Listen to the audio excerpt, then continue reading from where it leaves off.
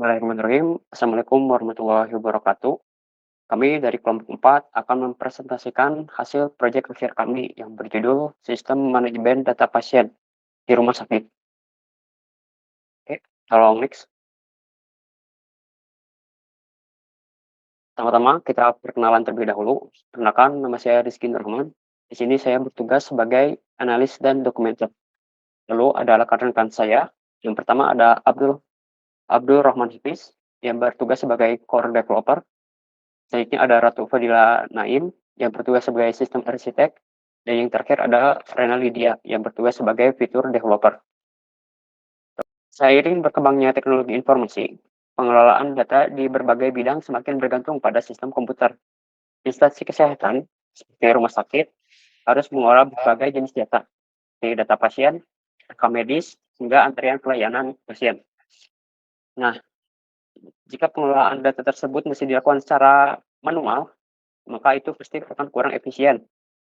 Seperti proses pencarian data akan menjadi lebih lambat, antrean menjadi kurang teratur, dan pelayanan kepada pasien pun dapat terganggu. Nah, berdasarkan permasalahan tersebut, kami mengembangkan sistem manajemen pasien rumah sakit berbasis bahasa pemrograman Python. Nah, fokus utamanya dari proyek ini bukan hanya membuat aplikasi sederhana, tapi juga menerapkan berbagai konsep struktur data dan algoritma yang ada, seperti array, linked list, stack, queue, binary search, tree, graph, binary search tree, dan quicksort. Nah, melalui proyek ini, kami ingin mewujudkan bagaimana pemilihan struktur data yang tepat dapat membantu meningkatkan efisiensi pengelolaan data sekaligus menjadi contoh penerapan konsep struktur data pada permasalahan yang mendekati kondisi nyata.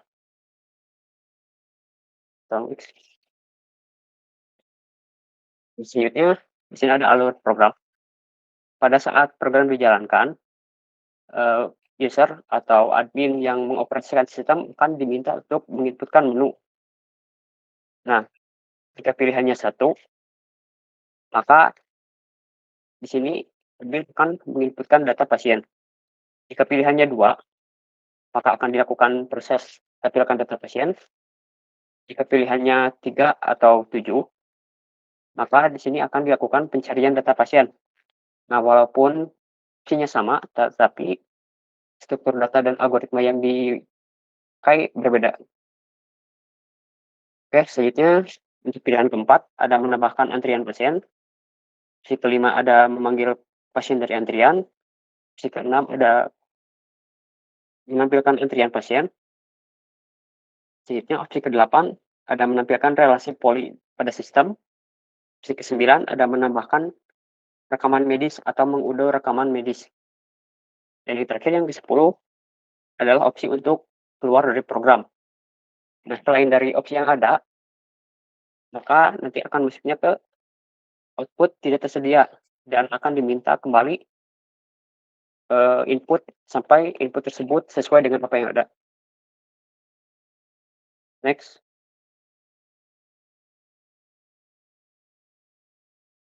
Nah, selanjutnya ada implementasi program yang akan.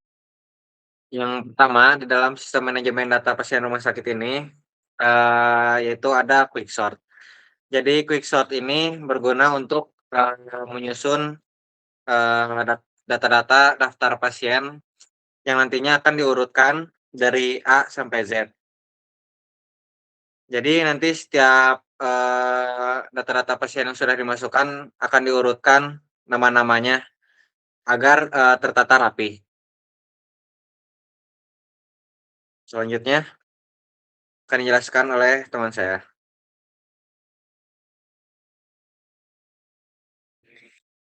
Selanjutnya ada BST3.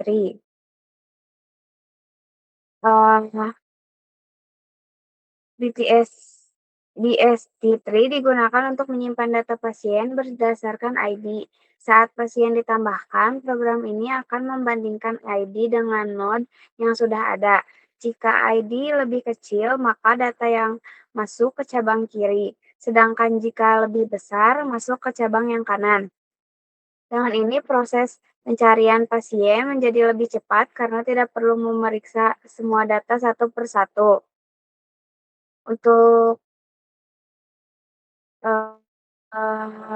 pencarian pasien, kami memilih DST karena lebih efisien dibandingkan list atau array. Jika menggunakan list biasa, pencarian harus dilakukan satu persatu atau linear search, sehingga waktunya lebih lama ketika data semakin banyak. Selanjutnya, ada graph.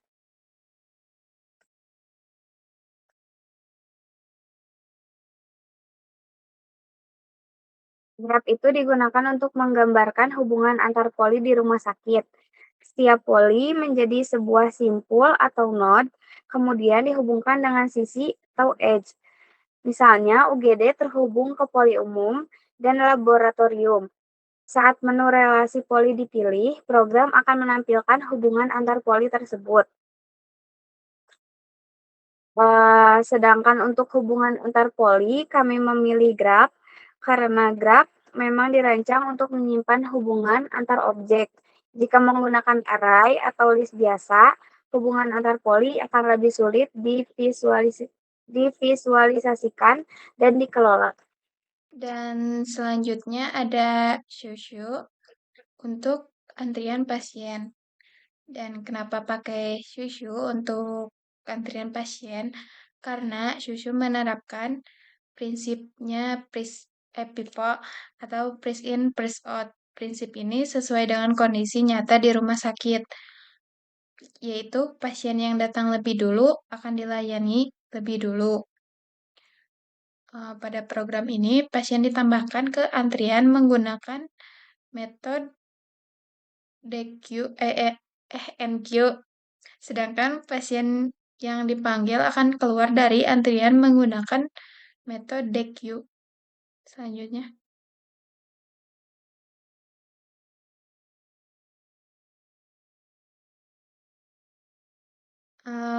kemudian ada array untuk data pasien. Kenapa kita pakai array untuk data pasien? Karena array mudah digunakan untuk menambah, menampilkan, sama mengakses data pasiennya. Array digunakan menyimpan data seluruh pasien. Data pasien disimpan pada variabel data pasien. Ketika pengguna memilih menu tambah pasien, sistem membuat data pasien berupa ID dan nama, kemudian menyimpannya ke dalam array menggunakan metode append. Array menjadi tempat penyimpanan utama yang digunakan oleh fitur lain dalam sistem ini. Selanjutnya ada binary search untuk mencari data pasien. Kenapa kita pakai binary search? Karena proses pencarian menjadi lebih cepat dibandingkan linear search. Kalau kita menggunakan linear search, sistem kita harus memeriksa datanya satu persatu hingga si datanya ditemukan. Kompleksitasnya ON. Kemudian kalau binary search hanya membagi data jadi dua bagian secara berulang hingga kompleksitasnya O log n, karena kalau jumlah pasien makin banyak, binary search akan lebih efisien dibanding linear search. Selanjutnya ada inisialisasi. Setelah seluruh struktur data dibuat, sistem melakukan inisialisasi objek. Selain itu juga, rekam medis dibuat untuk menyimpan data rekam medis pasien. Bagian ini, seluruh struktur data dimulai dihubungkan ketika pasien ditambahkan. Artinya, satu kali input pasien akan tersimpan ke array DST dan rekam medis secara bersamaan. Lalu selanjutnya ada start dan linked list. Nah, yang pertama download riwayat. Nah, ini adalah untuk penyimpanan data-data keluhan. Lalu setiap keluhan-keluhannya ini akan menyambung ke keluhan yang lain. Jadi di riwayatnya nanti ada keluhan-keluhan yang lainnya. Lalu ada rekam medis. Yang pertama Di sini menggunakan Shaved dan Unstack. Shaved ini untuk memasukkan setiap keluhan baru ke yang paling atas, dan Unstack ini untuk mendorong keluhan yang sebelumnya ke bawah. Lalu ada tambah keluhan. Yang pertama ada Save Unstack Append, jadi dia akan menambahkan keluhan yang baru ke atas dan mendorong yang lama ke bawah. Lalu dia akan menambahkan riwayat baru di keluhan sang pasien. Dan nanti keluhan yang lama akan ada di bawahnya. Lalu selanjutnya ada undo. Undo ini digunakan untuk jika ada kesalahan dalam menginput data keluhan pasien, maka kita bisa mengandunya agar bisa menggantinya dengan yang benarnya gitu. Lalu selanjutnya ada display. Display ini untuk menunjukkan riwayat rekam medis sang pasien. Jadi nanti di display ini akan ditunjukkan semua riwayat-riwayat rekam medis dari satu pasien. Jadi di sini akan sangat membantu rumah sakit agar bisa agar bisa memberikan obat atau sesuatu lah yang lebih tepat gitu untuk pasien tersebut. Lalu semua ini saya gunakan dictionary agar semua data-data dari rekam medis ini disatukan ke dalam satu database agar datanya lebih nyaman untuk digunakan gitu. Dan selanjutnya.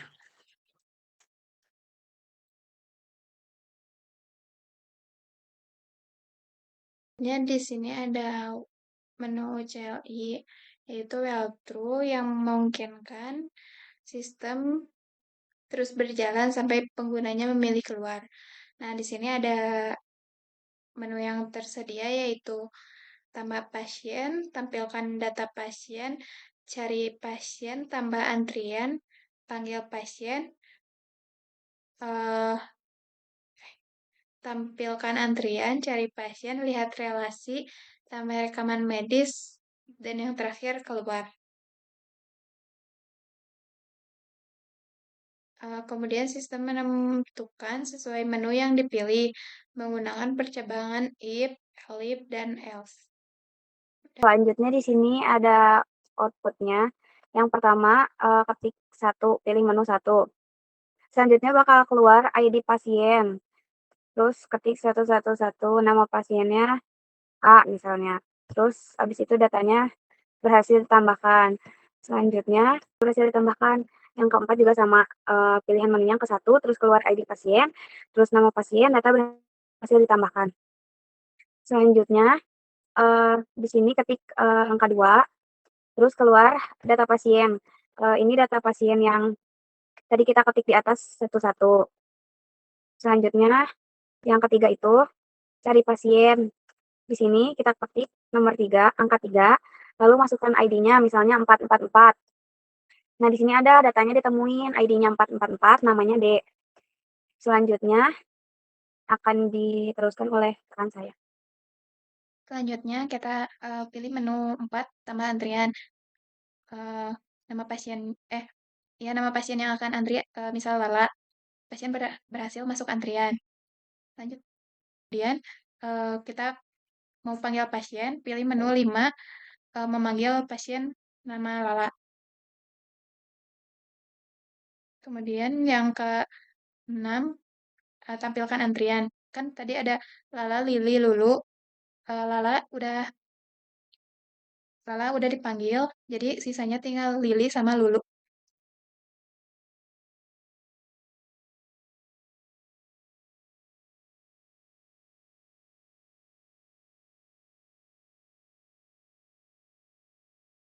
Kemudian kita panggil lagi Lili. Kemudian ini kita tampilkan lagi antriannya. Tinggal sisanya teh Lulu. kita panggil lagi antrian yang terakhir yaitu Lulu. Selanjutnya di sini ada menu untuk mencari pasien. Di sini kita akan masukkan ID pasien yang ingin kita cari. Misalkan kita di sini masukkan ID pasien dengan 222. Maka jika pasien tersebut ada di dalam data, maka pasien itu akan ditemukan. Dan di sini akan ditunjukkan ID dan namanya. Selanjutnya ada relasi poli. Nah, karena tadi kita sudah membuat graf untuk relasi poli ini, ya jadi di sini adalah hasil dari graf tersebut. Selanjutnya ada untuk rekam medis. Di sini kita akan menambahkan keluhan untuk pasien nomor 333 dengan pasien yang ID-nya 333. Di sini keluhannya misalnya pilek, maka rekam medisnya akan ditambahkan ke dalam riwayat pasien tersebut. Selanjutnya, jika kita menambahkan keluhan lagi di pasien yang sama, keluhannya misal di sini adalah diare, dan maka di sini juga akan masuk ke riwayat si sang pasien tersebut. Lalu bisa dilihat di sini riwayat dari ID pasien yang sebelumnya sudah kita tambahkan sebanyak 2 kali. Di riwayatnya ada 2 keluhan. Nah, yang keluhan pertama ada di kedua karena itu adalah keluhan yang sudah lewat, itu yang sudah lama. Dan keluhan yang barunya ada di atas, yang pertama yaitu diare. Lalu selanjutnya, misal kita ingin mengunduh diagnosis dari pasien tersebut, maka selanjutnya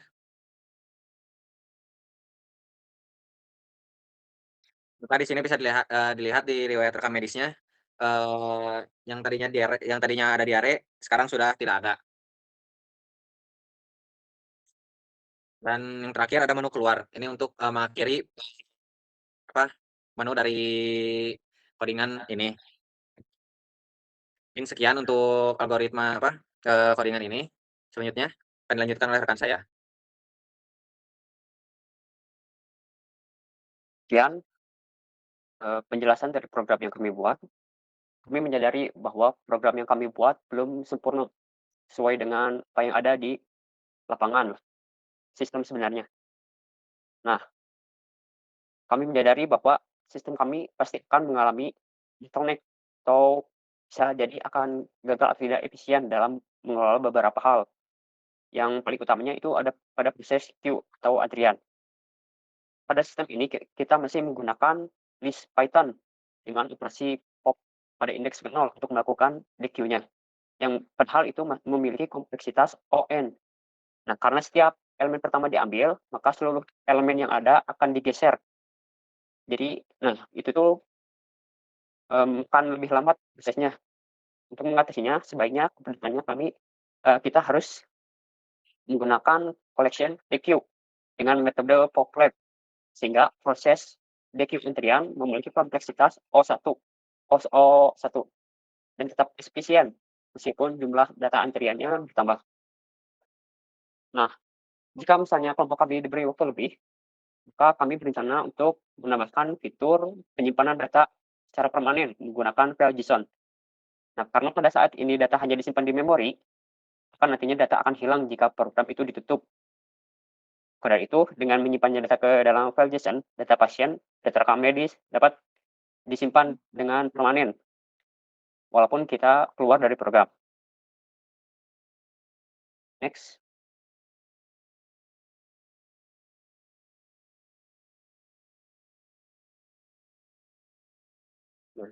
Sekian presentasi dari kami. Mohon maaf bila terdapat kesalahan atau kekurangan dari apa yang kami sampaikan maupun dari program yang kami buat. Terima kasih. Wassalamualaikum warahmatullahi wabarakatuh.